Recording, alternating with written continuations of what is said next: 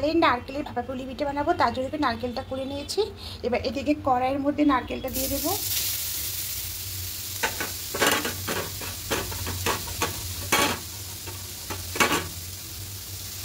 এবার এখানে আছে 4টে এলাচ কাটিয়ে নিচ্ছি, আর চিনি এটা অ্যাড করব। এবার খুব ভালো করে মিশিয়ে নেব।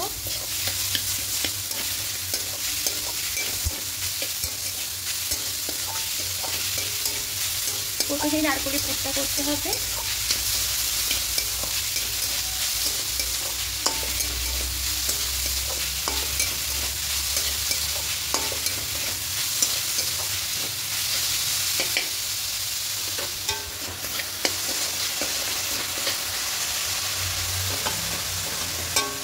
এবার এখানে তালের মাড়িটা নিয়ে নেব।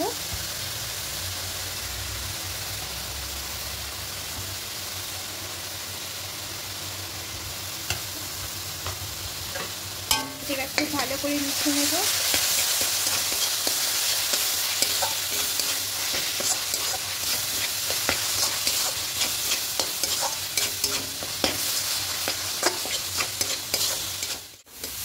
এবার পুরটা হয়ে গেছে, নারকেলে ঢেলে নেব।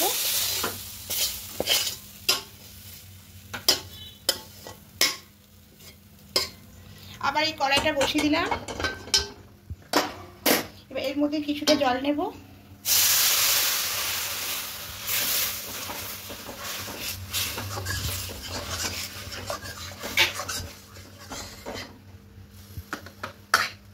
এবার এই জলের মধ্যে তালের মাড়িটা নিয়ে নেব।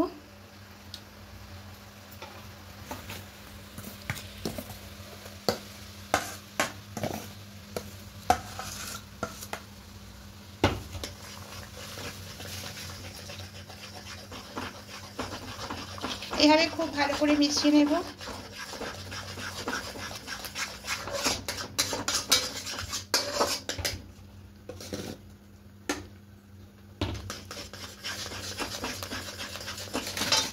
এবার এখানে সামান্য একটু লবণ দিয়ে দেবো।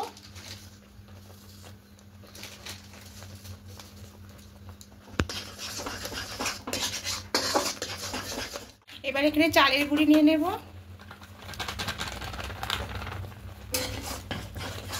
চালের গুঁড়ি দিয়ে খুব ভালো করে মেশাবো।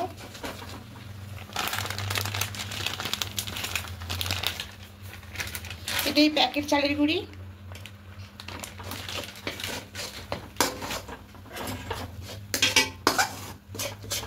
এবার হয়ে গেছে। এবার এটা একটু অন্য জায়গায় নামিয়ে নেব।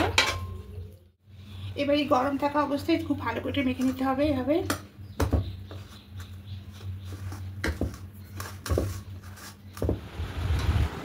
ডোটা হয়ে গেছে।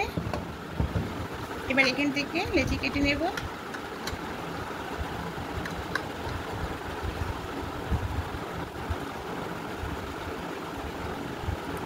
বাটির মতো শেপ করে নেব।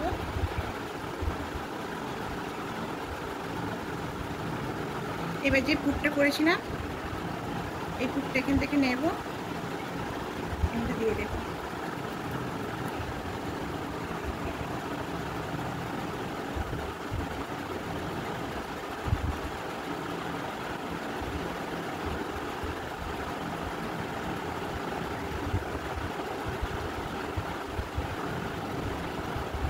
এইভাবে সবগুলো হয়ে গেছে। এবার হাঁড়িতে জল বসিয়েছি, জলটা মানে ফুটতে শুরু করেছে। এবার এখানে এই থালাটা বসা, সামান্য একটু তেল দেব, দিয়ে খুব ভালো করে মাখিয়ে নেব।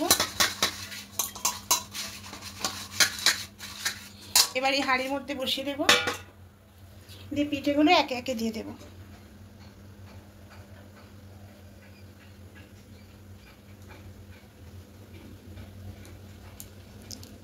সবগুলো দেওয়া হয়ে গেছে। এবার উপর দিয়ে একটা ঢাকা দিয়ে দেব। খুলে নেব। দেখুন পিঠেগুলো একদম হয়ে গেছে। এবার গ্যাসটা অফ করে দেব। এই দেখুন,